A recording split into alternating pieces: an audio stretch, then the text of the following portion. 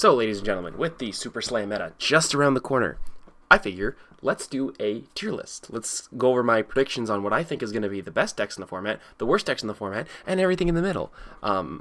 This new format is looking very open and very like heavy hitters-esque. That's what like it's making me think of. Where like a lot of decks are viable and a lot of like specialist types can like come out and do well. And I think it is definitely a big shift from high seas, especially with like the bans and a lot of new types of heroes and a lot of new support cards coming out. So let's just get into this.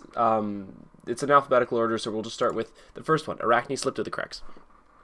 This one is I'm a little bit 50-50 because they lost Bonds of Agony, which was like their best card, but they still have a lot of good tools as an assassin.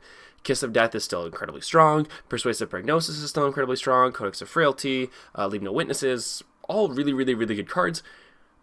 But without Bonds, it kind of makes you think like, are they going to be strong? I definitely think there's still going to be a deck you have to think about, but I don't think they're going to be as represented as before, especially with decks like Florian coming up. So I'm going to slap them solidly in B tier for now. That is what I'm predicting. Huntsman, I'm sorry, Huntsman fans. The new card's neat, but it's not good enough. It's not good enough. Marionette. Marionette's interesting. He does have some advantages over Slippy, but I think Slippy's just fundamentally stronger than Marionette. But I do think that like Marionette's still pretty strong. You know, the +1 can make blocking awkward. The transforming into demi heroes can help you get fuller value out of your hand. So I think Marionette's also going to be B tier. I think these two are going to be like the main assassins to worry out for. I think Slippy's like stronger than Marionette, but both of which I think are going to be pretty strong. Betsy, you know what? I'm gonna put her in D tier. I would normally put her in F tier, but I'm curious to see what Betsy mains are gonna do with the new auras, with the new aura plans, with the new Guardian cards in Super Slam. Are they gonna impact Betsy at all? Probably not much, but I do think Betsy's one card Drink 'em Out of the Table is pretty good.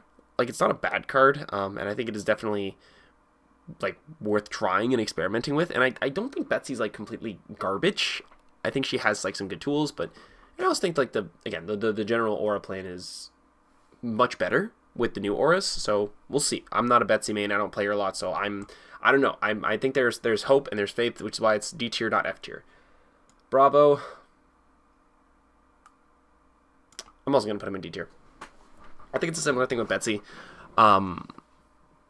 I think just the older Guardians with basically blank text boxes are just fundamentally not very good. But the aura plan does help a little bit. Like with Bravo, you can like set up an aura and then swing Anathos, which was my biggest pet peeve with the aura plan before, was you had to like play an aura and then pass and do nothing else. But now with the new auras, I think they might have some room.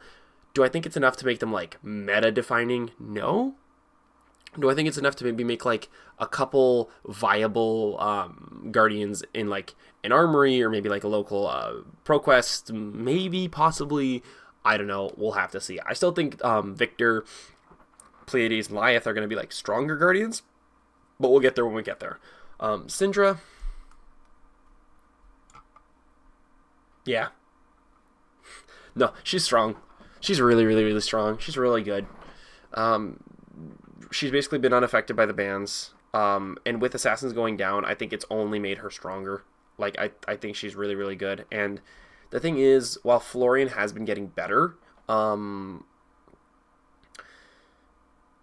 Syndra, the Draconic heroes are really good against, like, Florian. So I think Syndra is going to definitely be, like, one of the main heroes you have to think about while deck building. I think she's still really strong, and I think she's still, like, carving out the meta. Like, Mask Momentum, it's just too strong, and having to know how to block and having to sequence your blocks properly, it's still something that like is definitely going to be important, especially in such an open meta. Like, if you can't have good defense against her or present good disruption, like it's just not going to go well. Dash.io. See, because my thing is like S tier is like heroes that are defining the meta, and A tier are like heroes that I think are going to do well. B tier, I'm going to put her in B. I think she's still a good hero, and you're still going to have to think about her while deck building. But I think the rise of defensive decks are going to make it a little bit more difficult for her. Like, assassins are still going to be around. Um, Decks like Ira, decks like Florian, decks like Victor are going to be like around and kicking and pretty hard to play against. But I think if you're like a really good Dio player and you like know the matchups well, I think you can win with her. So I think you should still like think about her while deck building, but you know maybe not like the top of the meta. And that's kind of like how I'm separating this. S is like the best of the best decks, and then B is like still got to think about it, but probably not going to be the top. And then everything down here is like not like probably don't even have to think about these decks. Dorinthia. See, the difficult part with Dorinthia is the old KO is actually a really strong deck with the new support. But Hatchet Story did really well when old KO was top of the meta in heavy hitters. I think Warriors, if like the meta shifts to a more grindy value type meta, I think Warriors could be good. I could definitely see like Dawnblade Dory already fucking eats gravy bones for breakfast. The new support card is definitely really good against like Lyeth and Florian, being able to like prevent the defense gains. So I think that like Dory could have that a place in the meta. And also I think her flexibility with stuff like Hatches and Dawnblade, like I think you can find a build regardless of where the meta goes. So I'm probably going to put her in A tier. Simply like I think she's going to be strong, and I think her flexibility allows her like just enough power to be able to adapt almost regardless of where the meta goes. That's my thought. I could be biased because I'm a Warrior enjoyer, but Fi, C tier. Like, I'm sorry. Like, Fi to me is always just going to be a worse Syndra. Like, sure, okay. Fi can have like one really explosive turn. Like, Fi feels like he does like some good Syndra things and some good Katsu things with like Mask of the Pouncing Lynx, but it feels like both Katsu and Syndra just do the stuff Fi wants to do better. Like, if you're trying to go aggressive and force blocks, Syndra's just better. If you're trying to, like, search cards and do, like, explosive turns, Katsu can just do that better and more consistently than Fi. I don't think Fi is garbage. Like, I don't think he's dead in the water, but I just don't think he's, like, good to where you're really going to have to think about him. I feel like if you're considering Syndra and or Katsu, you should have enough tools at that point to deal with Fi as well. Fang clearly no S tier. No, I'm just playing. I'm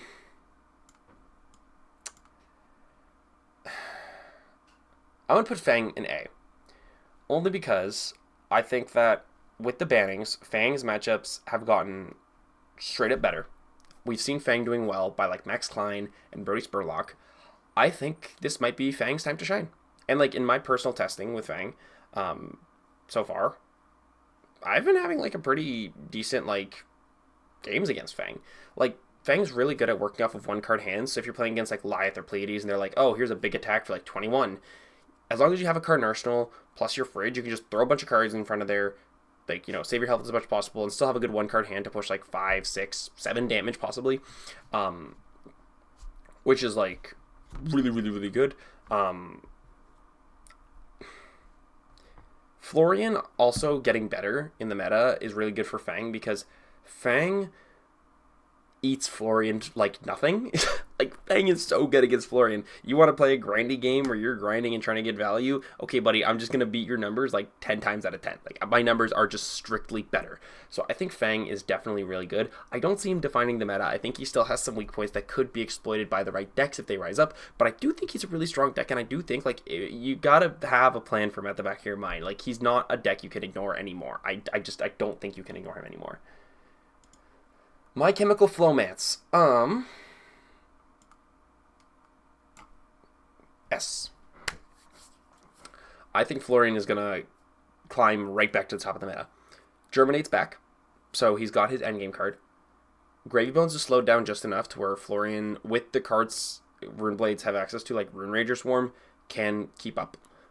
Even if you like block a lot, clear an ally pass, you also have like a fridge, you have the tools to deal with a lower power Gravy Bones. Like before, without Germinate and with the faster Gravy Bones, it was really hard for Florian to do anything. So I could definitely see Florian now being like a force to be reckoned with. I also think with how many like heroes are playing like with Pleiades, with Lyeth being like kind of grindier, trying to like slower setup kind of decks, Florian will be able to like, I know it's kind of hard to say because like Florian can't really disrupt them as effectively. Like felling is good, sure, but like Guardians can work off of like 2 card hands to like with their auras, so it I don't know, that could be like a difficulty. I still think he's really good, and I still think he's going to be up there because I think Lyeth and Pleiades also have downsides that kind of make them harder to be consistently good in the rest of the meta.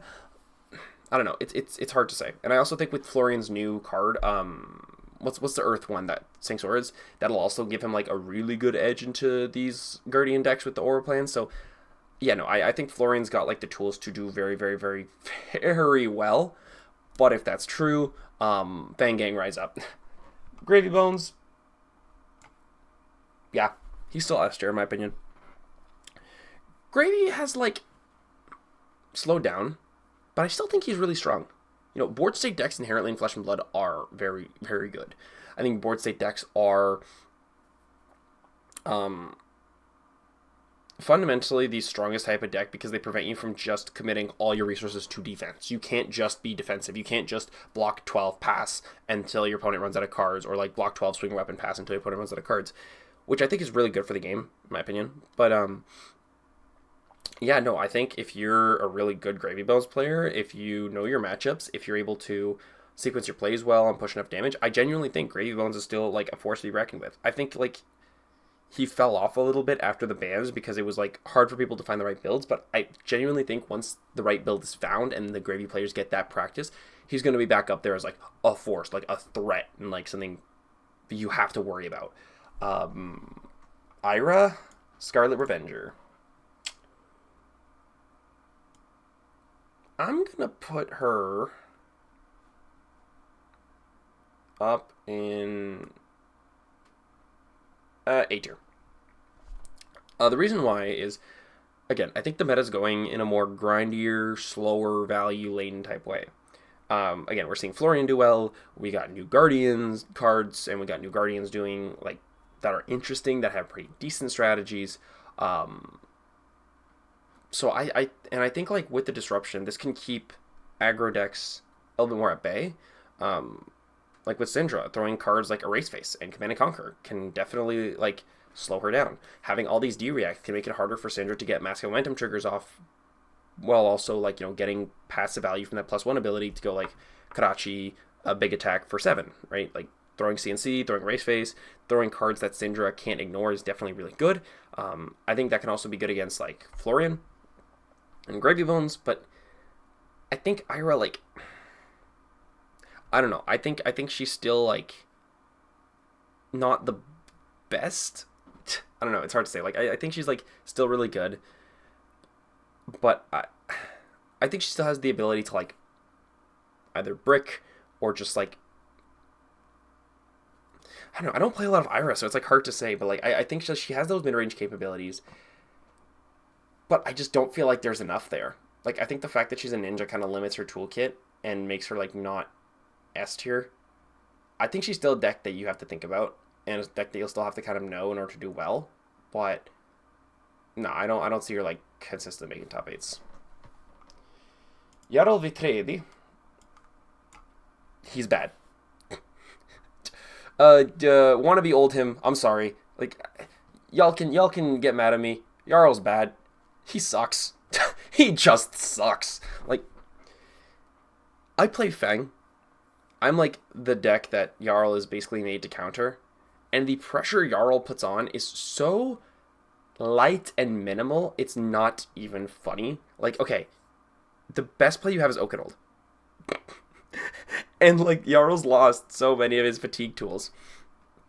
And with Gravy Bones and Florian, these, like, slower decks being, like, getting up there, I think that, like, most of what Jarl can do, Florian just does better. Like, Felling of the Crown and Plow Under, Florian does that better because he's getting other value from it rather than just numbers. And, like, the ice cards he has access to are, like, fine, but I don't think they're like enough to justify him being good. And I'm putting him in C because like I think because he has the Earth and Ice cards, he's better than like these two heroes. And like I could see him doing well with like the right build, but I overall just don't think he's like, I don't know. I don't think you're really gonna have to worry about him. You might have to like think about him for like some decks. Like if you're playing Syndra or Fang, you're probably gonna want to have an idea of the like Jarl matchup. But broadly speaking, you're fine. Like he's not that much of a problem. Kano, I don't even know. I don't even know, man. I'm just gonna put him in B tier because I don't know where else to put him. Kano is like his own thing. I definitely think it depends on how much respect he gets. If people start disrespecting Kano and don't bring in AB, he can definitely just like rise up and like kill people like very very fast, very very easily. But I feel like if people still think about Kano and still keep him in mind, he can like potentially fall down to just like F tier. So that's why I'm putting him on B. Depending on, like with an asterisk, depending on how much people respect him and think about him and are concerned about him, kind of thing. But also, like, I don't know, I haven't played a Kano in like so fucking long because whenever I play Kano and I play like, I either play Dory or Fang. But with Dory, it's like just AB what you can and send numbers and like depending on how they block, just kind of feel it out from there. And then for Fang, it's just like go fast and pray. So I don't know. Cassandra of the Golden Sand. She's going A, and I haven't been organizing these by like, well, I've been kind of organizing these by who I think is better. Like I think Sandra's better than Florian. I think I put Gravebones like here, ish. So with Kasai, I want to put her above Dory. I'll put Fang. I'll put Fang here, and Ira. I'll put her high A tier. Yeah, no, I might be coping. You can call me coping, but I think this is going to be the warrior meta. Kasai, especially draw, like, Kasai has so many tools where she can have her deck be very, like, flexible in how it plays. You can have a draw Silas with 2 Centauri Sabers to, like, force your opponent to block when they don't want to, but if you're like, oh, my opponent's going to be playing, like, Florian, so they're going to be going for more grindier game plan, you can put Hot Streak in your sideboard to benefit from slower, grindier value-type decks without changing your deck that much. Like, if you want to like maybe cut down on a couple draw swords and like make it, you can make flexible Kasai lists that can go both the draw angle and the value angle, which I think is like really important because that leaves them open to like whatever the meta shifts to. Kasai can like fit her way in, which is like really important in my opinion. So yeah, that's why, I mean, that's what I love about Warriors is how flexible they are. So I just think that flexibility with Kasai is definitely going to make her a force to be reckoned with. Katsu the Wanderer.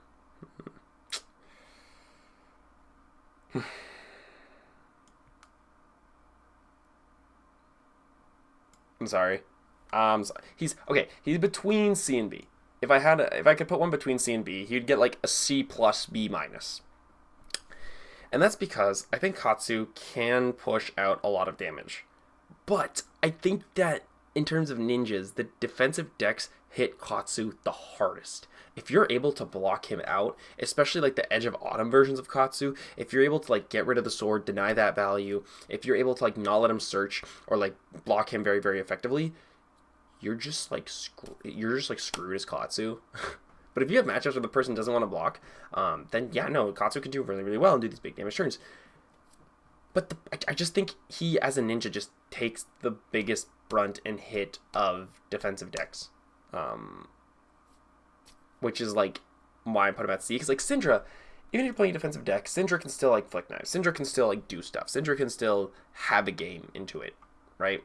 She might not get the massive momentum triggers off, but like having that consistent pressure, having like Wrath of Retribution, having like what's one card? Blood Runs Deep, having like the chess piece where you're able to like get an extra resource and push even more damage. Like you can just push big numbers no matter what. Katsu doesn't hit and his numbers go from like really good to like fine, which is why he's like C. KO Armed and Dangerous, absolutely S tier. He is going to be the deck you have to think about, and if you're not thinking about it, you are screwed. Capital S, screwed. KO is a very efficient numbers deck, and I think the tools given to him in Super Slam are going to really, really, really, really help him just push better numbers, push more consistent numbers, and push bigger numbers. He does seem like he has a couple weak points. He has like a lot of 0 blocks and no blocks, so I think like, I don't know, a deck like Tashayo or Ira, like where you're either pushing disruption or like just insane damage, could have that edge into KO by just like sending too much damage to where he can't keep big hands to send bigger numbers. I also think defensive decks, while harder, could be able to just like outlast and outblock his above rate turns and then just like outvalue him. Like I could see like a good Dory, Fang, or Kasai player like just outvaluing KO. But I think if we're talking about like just raw power and we're taking like an average KO player and like an average Ira player, my number would be on KO. Easy peasy. Again, it could change depending on like who's playing, but I don't know. We'll see. KO, underhanded cheat. I'll be honest, guys. The Reviled Heroes are not giving me like a very strong competitive impression. He's C. He's got some interesting tools. It can be cool. I don't think it's gonna be much beyond that. Like, it might be interesting. It might be like, oh, bully tactic or brushing beatdown into bully tactics. That's cool. But that's about it. Like, he's got some cool stuff and he can do good numbers, but I don't think there's anything he can do that like either other brutes or either reviled heroes, like either other brutes or Lyeth can't do better. Because the thing is, like, big numbers are fine, but KO does the bigger numbers more consistently, and the bigger numbers are good with reviled, but Lyeth has disruption. So I think, like, if you're going to play a brute, you can play old KO. If you're going to play reviled, you can play Lyeth. I don't, like, I could be, like, ignorant because I haven't seen many people play KO, and because people haven't been, like, experimenting with them, we haven't seen the peak of what KO can do, but I don't know. I just feel like with the toolkits, there are better heroes you can play than KO underhanded cheat. Livia, she is a... It is hard. It is so hard to say. She has good tools, but she can also just, like, kill herself. She could be like, bad hand, guess I'll die. I don't know. I think she could be good. Low B. Simply because she does have the good brute tools, and brutes do have good tools, and like the shadow brute tools are good and good numbers. But I could definitely see her like. Actually, no, we're gonna put her down to C. I could think Fine Katsu can like beat. I can see Fine Katsu beating her, and I can see all these heroes like beating her pretty well. Yeah, no, I don't see much hope for Livia. Like, you might see a couple at like a ProQuest or Armories, but I don't see her doing that well. Lyeth. So Lyeth is an interesting one, because I'm very 50-50 on Lyeth. On the one hand, he can like do 20 plus damage with his setup turns. He can like do really good disruption. But on the other hand, what happens when you don't get that disruption? What happens when your opponent is able to present consistent numbers? Because things like, when Lyeth goes off, he goes off. When he doesn't go off, he really doesn't go off.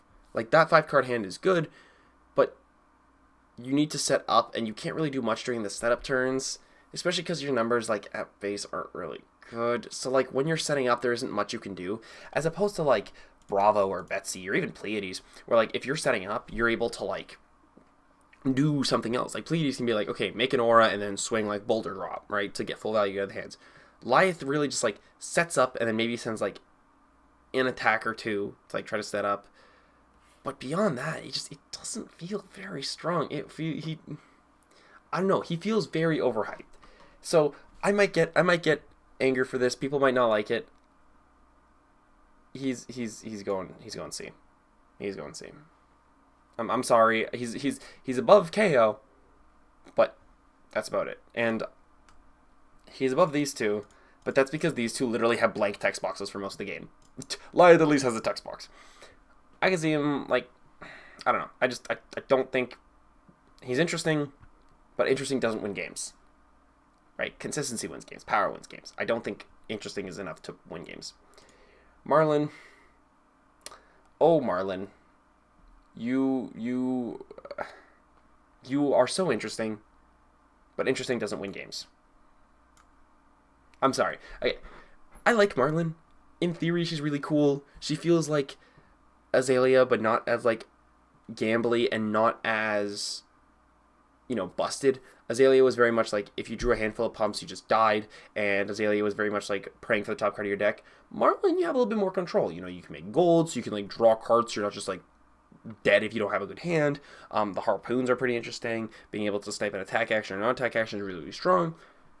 But the problem is there's some time when Marlon works, she works well, but when she doesn't work, she really doesn't work. Her numbers are, like, pretty mediocre on their own because Rangers don't send good numbers. They work off of implied value. But if your on hits are like Bluefin Harpoon, and I'm like, buddy, I'm playing Fang. I have like 2 blues this whole deck. No blocks. Here. Like, it's like, look at your hand, which is fine, but don't really do much. And, like, the new card's interesting, but it feels like a win more card. Like, the problem with Marlon is, like, is not that she needed more disruption against the decks that worked, it's she needed disruption against the decks where it doesn't work. Like, the thing is, like, King Shark is good, but Azalea had knocked the death whistle. Marlon does not have her knock the death whistle. If you don't draw King Shark or King Kraken, and you don't really have ways of disrupting the opponent, that's it. Marlon doesn't even have, like, a consistent gold generation, so there's, like, so much that she's missing to be good. I think if she had, like, another set of support, like what Azalea had with Outsiders, that gave her that more consistent disruption, she could be good. And she is really cool. I don't want to diss any Marlon enjoyers, but she's just not what Azalea used to be, and that Azalea-shaped hole is still there and still pretty strong. Max the Hype Nitro. So I will say, I have been testing with Hit the Gas. Sue me. I think he's B tier. Okay, let me explain. Construct Nitro Mechanoid is a really good endgame strategy, right? Mechs are susceptible to fatigue. A boost strategy inherently, like, just vanilla boost, is already really, really good numbers. Like, you're already pushing good numbers. Mechs have a lot of cards that opt. So if you're playing, like, the opt cards with 9 hyperdrivers and working to banish those hyperdrivers, and then once you get, like, your mech suit out, you play Hit the Gas.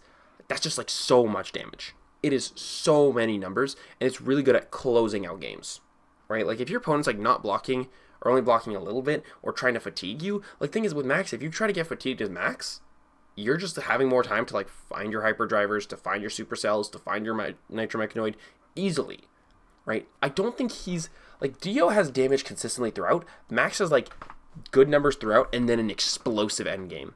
I think once the right deck is found for Max, he's definitely going to be something that you have to think about, right? You can't just fatigue Max. If you're just going to block everything with Max, the second you get Nitro Mechanoid out with Hit the Gas, it's just like, could be like God knows how much damage. Just too much damage to deal with. So I think Max has that potential to be good, especially if you have, like, the right opt-based list made, which, like, that's what I've been cooking with, but, I don't know. Like, I think, like, we have to get a mech player, or a mech pro to, like, figure that out. I don't know. Mech players figure that out. Prove me right. Olympia. I'm sorry, he's bad. The new equipment's cute, but, like, it doesn't fix any of Olympia's problems. Like, he's Dorinthia without a text box, which is what I feel every time I try to play Olympia. Like, he has a cool specialization. Like, his Prasgalia is interesting. His attack reaction is interesting. But that's about it. Like, there's nothing he does better than any other warrior, which is kind of the same problem with Huntsman. Like, neither of these guys do anything unique that other heroes in their class can't do. Like, if you're like, oh, I want to play Arachne Huntsman, why don't you play Marionette? He has all the same tools and more. If you're like, oh, I want to play Olympia, why don't you play Dorinthia? You have all the exact same tools and more. You lose, like, okay, 2 specialization cards and, like, a set of bad equipment. Like, there's nothing Olympia does unique, and that's why he's an F tier. And for that reason, I'm out. Silly boy. Um, it's hard to say. Acilio can do big numbers, but Acilio also has variance. I'm actually going to put him at B tier. I think he's got a similar power level to Dio, to where he can just explode with a lot of damage, but if your opponent's like really good at blocking or can just outspeed you, he just kind of folds, right? Like, Mind Warp's good, but if your opponent's able to just push too much damage to where you can't set up your big like combo turns, and you can't really like set up big arcane spells, you kind of just don't really do as well. And also like if you have like disruption against Acilio, it definitely makes it harder. Like if your opponent's throwing Command and Conquerors or Raise Faces, it definitely makes it harder to like set up your combos, especially with how little equipment you have. So he feels like KO, or not KO, KO, but I don't know, just harder to pull off. But I definitely think he has those numbers. I don't know. I think the variance holds him back, but I think he is definitely a hero that like I would expect to see in some top eights. Like, if it was in the last meta, I'd put him in A tier, but I think the fact that defensive decks are making a comeback, I think that kind of drops him down to B, in my opinion. But we'll see. I think he's still got the tools there. He's still got the strength. Pleiades nuts. S tier, next. No, I'm joking. I don't know. It's a little hard to say. I think, like, she doesn't have the right list figured out for her, which is like probably the biggest thing holding her back. I think once she's fully found out, I think she can be a pretty solid like A tier deck. Like, she's got the Guardian tools. She's got the like ability to like with the confidence tokens just push damage through. She's got the good Guardian on hits. She's got the aura strategy to make up for like good 5-card hands. She's got the cards that can generate a lot of like long-term value, like the Suspense is Killing Me, to be able to just move counters onto that to keep getting that +1 value every turn. Because I genuinely think Pleiades can be good, but I'm gonna put her in low A because I don't think the right deck list has been found for her. She's really fun and she might need some more testing, but I think like I don't know. I think like once the right list is found, she's gonna be like hitting the gas and really, really, really good. Prism.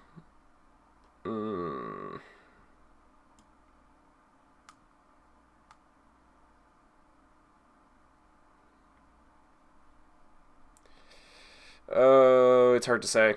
It's hard to say. B tier.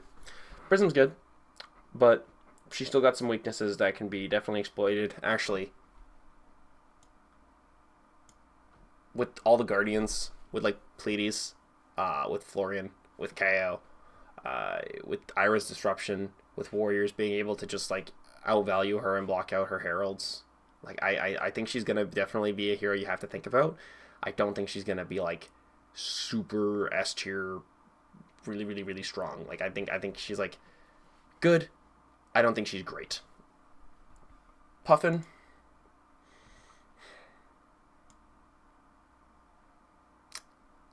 Oh, this is hard. Because I think Puffin, as a pirate, has some good pirate cards. As a mech, has some good cards. I think the Cog strategy has a pretty big fundamental weakness, where if you're able to block Puffin out and play through the pain of her Cog turns, it's harder for her to set up, and then she has to take kind of an off turn, which gives you the opening to start tempoing that, like taking tempo. Which I think is a really big weakness of Puffin, and kind of how I've always been like beating her as like Warriors, where like if she has like a bunch of cogs, I just block it out until she runs out of the cogs, and then she has to make more, which can be easy for her. But if you have like a lot of defensive tools at your disposal, which again, Florian, Warriors, Ira has a lot of D-reacts, Assassins can like disrupt her and slow her down. I think Puffin just like might not quite be there yet.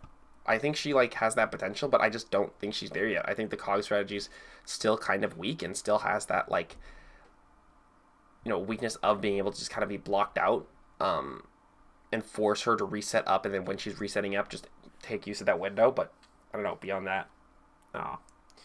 Rhino Reckless Rampage. If your name is Eugene, it's up here. So we're getting the Rhino Armory deck, but this is pre-Rhino Armory deck.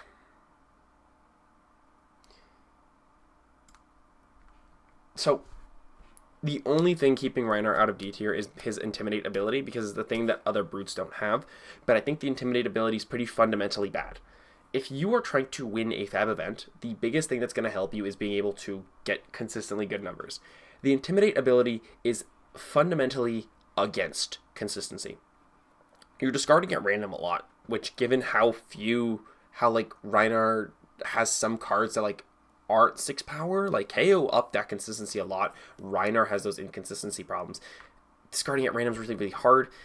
And Intimidate isn't really like good unless you're intimidating 3 to 4 cards. Like if you're intimidating 1 card, sure, that 1 card could be a D-React that like your opponent wanted to use, but it could also be a card they weren't even going to block with. So that value, unless you're intimidating their whole hand, the value kind of becomes random, which is like the unfortunate part of Reinhardt, right? Is that because that value is so random, because that value is so like up in the air, you're not really able to get like consistency in terms of value, which is not going to get you competitive wins, which is really unfortunate. You know, I think Reinhardt's cool, but I don't know. I think if the Armory deck gives us something good, which it seems like it's going to try to focus Reinhardt into a more beat chest strategy, which I think could be good. I think if the Armory deck juices him up enough, I could definitely see him being like here. Maybe here, if it juices him up enough. But the most I could see is like C tier. I can't see him being in these like upper ranks just because of how bad Intimidate as your hero ability fundamentally is, in my opinion. Riptide, Lurker of the Deep. Well, we have Take the Bait now, which is a really like, the card just says search anything and put it on top of your deck. Are you like, that is nuts. Actually nuts. The problem is in an open, like Riptide does well against the decks he does well against, and does really bad against the decks he does really bad against. The problem with Riptide is his traps are very much can be bricks in your deck if your opponent has the tools to deal with you. If you're playing against like Dawnblade Dory, right, or even Kasai or Florian or like whatever, you can just get fatigued. If you're playing against Florian, your opponent can just be like block out, send sword, pass, and sure, like you can play Dreadbore, but like even then, I think Riptide's like weakness to fatigue is like still pretty big. Like the reason Azalea does well, and the reason Marlin has like a game plan is because they have Dominate and Overpower. Riptide doesn't have that, which makes his fatigue game plan so much worse, which is unfortunate. But I think the traps can do very, very well against like Assassins, against like aggro decks, against even like Ira, where she's like buffing stuff constantly and constantly trying to like swing her sword or Gadachi and then swing something else. So I think he has some game into some of those decks, but you know, I have to put him at C tier. I'm sorry. I think again, he's good against the decks he's good into, but he really struggles against the decks he struggles into. Like if I'm Riptide and I'm facing down a freaking Pleiades, or I'm facing down like Ira or like Florian, I'm just gonna like sob. Like it's such a hard matchup and it feels unwinnable. Any deck that can just basically turn half your deck and be like, these are cracked bubbles, it's painful. It's very, very painful. Sir Bolton, Breaker of Dawn. No,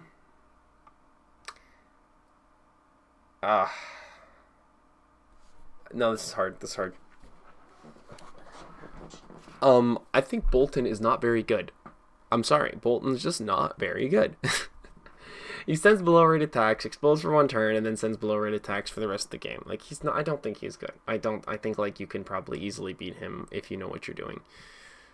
You'd have to be a really strong Bolton player in order to like be able to get through an event, but the amount of those that exist are like very, very few and far between. So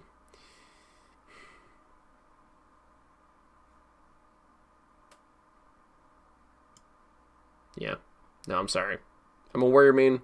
I want to like Bolton. Believe me, I really want to. I want to be able to play every warrior hero, and I want to be able to just like pick a random warrior hero and be good with them. Bolton and Olympia are just, I can't, they're not good. They're not good. And it's the problem is like Bolton's charge ability is like on such a fine line between mediocre and busted.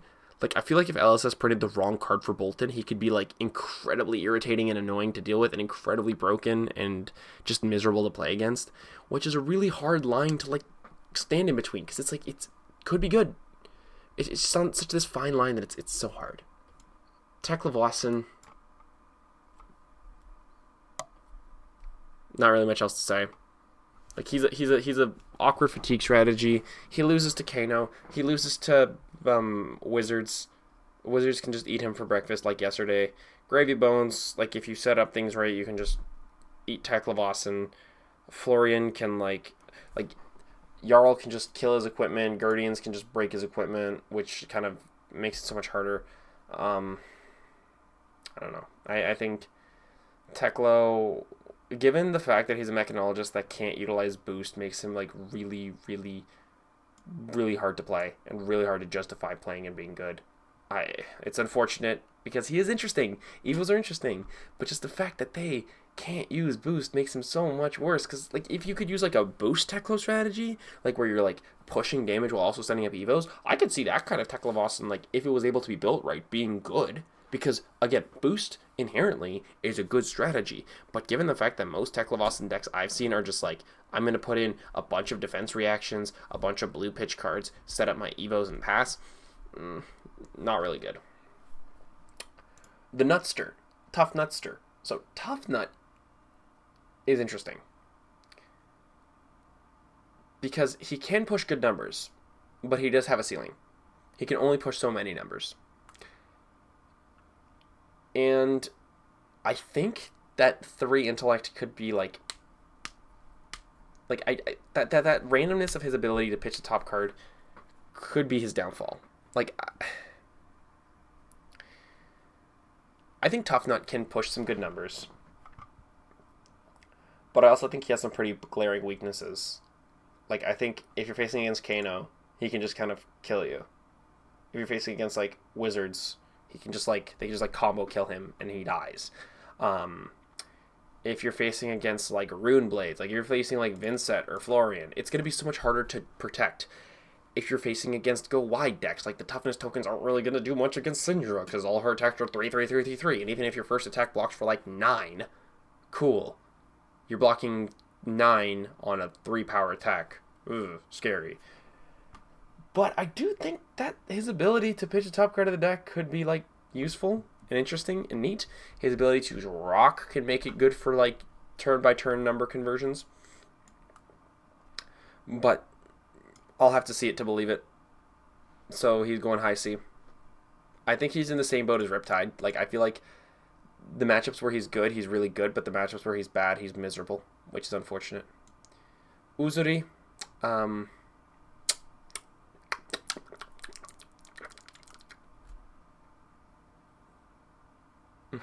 this is hard. I'm going to put her.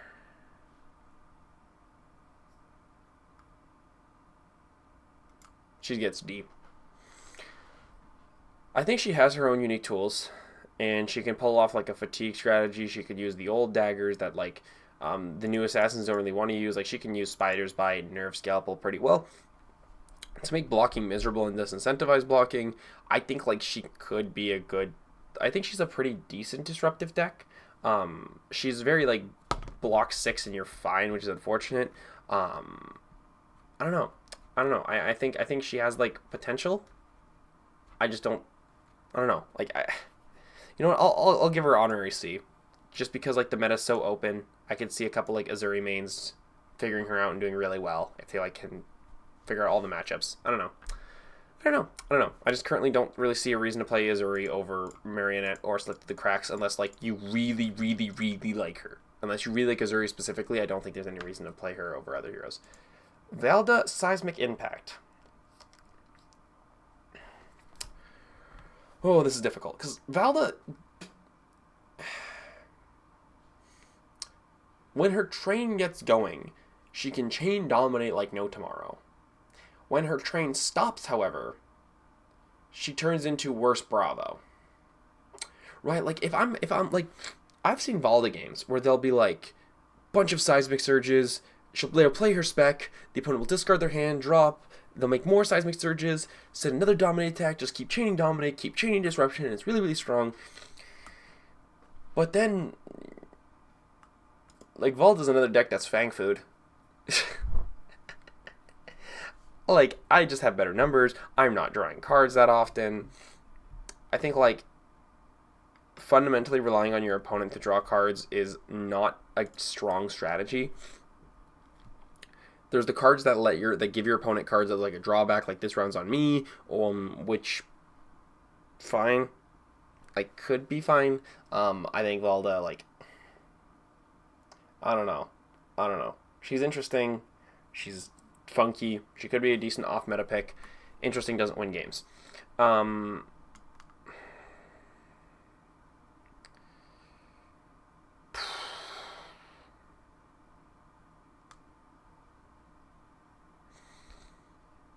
She's gonna go.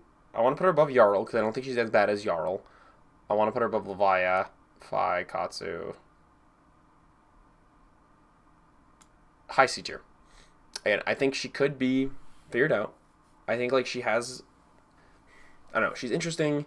She has potential to just do good, but when her strategy doesn't work, it really, really doesn't work. Like in comparison with Fang, if Fang doesn't get online, you can still push decent damage and decent numbers and pretty on-rate attacks. But Valda, you're not working. You're becoming Bravo without the being able to pitch. You're like worse than a text boxless Guardian. You're just like a worse Bravo. But because she does have the ability to do good things, I'm going to put her in C. Verdance, Thorn of the Rose. I have to put her in S. Okay, listen. She's got Light Up Leaves. So she's got basically 6 copies of Burn Bear. She's got all the Earth defensive tools. She's got, Felling of the Crown. She's got Plow Under. She's got all the cool Earth Arcane spells. I think she's got a lot at her disposal, and I genuinely think, like, in a slower defensive meta, she could be good. I also think, like, Channel the Millennium Tree and the one card that gets rid of auras are both going to be really strong cards for Verdance to add to her arsenal. But I also think she has like an edge over Florian, because Florian tries to like gradually whittle you down and then kill you with Germinate over 2 turns. Verdance can just like explode with a bunch of Arcane and kill you regardless, which I personally think is harder to play against than Florian, and for some decks. I think Verdance like can be good. I think like this meta makes her good, and I definitely think like if I were to see Verdance's in top 8, I would not be surprised whatsoever. I think her Gravy matchup, which was already pretty decent, is now even more decent. Syndra's going to be kind of hard. I could see KO being pretty decent. Verdance being decent to KO. With all her defensive tools. Pulping becomes worse. Being able to gain a bunch of life is like really, really, really good after KO like explodes and does a bunch of damage. Being able to be like, I don't care, I'm gaining like 69 quadrillion life. Definitely think she could be good. And again, with the open meta, I think she has just tools to deal with a lot of different heroes, which is good. Victorious Goldmane. I don't even know. It's been so long since I played against the Victor. I don't even know where to put him. I'm gonna put him. He gets B tier. Clashes are really good. He can push a lot of damage. He can push really, really good numbers. I don't know. He just... Test of Iron Grip's also really good. Like, we got a lot of new Clash cards for him. I just haven't seen him doing much. Like, last time I did a tier list video, I thought I put Victor at S tier, because I thought he was, like, that good. I just don't see him doing that much anymore. Like, he's good. Like, he can do very well against Dash.io. He can do very well against Warriors, but I don't, like... I don't know. I guess like all the other decks can just do better against him. Like KO's big numbers. KO can make it kind of harder to win clashes as well because all the 6 powers. Gravy Bones can be hard. Florian, I think, can like outvalue him and grind him slower. I'm not sure. Finally, Vincent. I don't know. Vincent's always like kind of a dark horse pick. I think she has some tools to do well, but you can kind of, if you can block her out and play through the pain, you can kind of beat her. Like as Dory, you can just kind of like pitch stack and beat her there and force her to like have to set up these bigger turns. She's gonna get a B tier. I think she has some good tools, but I think she has some good weaknesses, and that's kind of just the general vibe of most of these heroes. Like they've got good tools, they've got good weaknesses, but the question is how well they can compensate for those weaknesses. So that's my tier list. What do you guys think? Do you agree? Do you disagree? In other words, are you right or are you wrong? Let me know down below. Where would you guys put these heroes? Is there any heroes that you disagree with? Let me know down below. And while you're down there, you can hit that subscribe button. By hitting the subscribe button, you give me a hit of dopamine. So you're doing good for mental health awareness by increasing my dopamine. So thank you very much. Bye.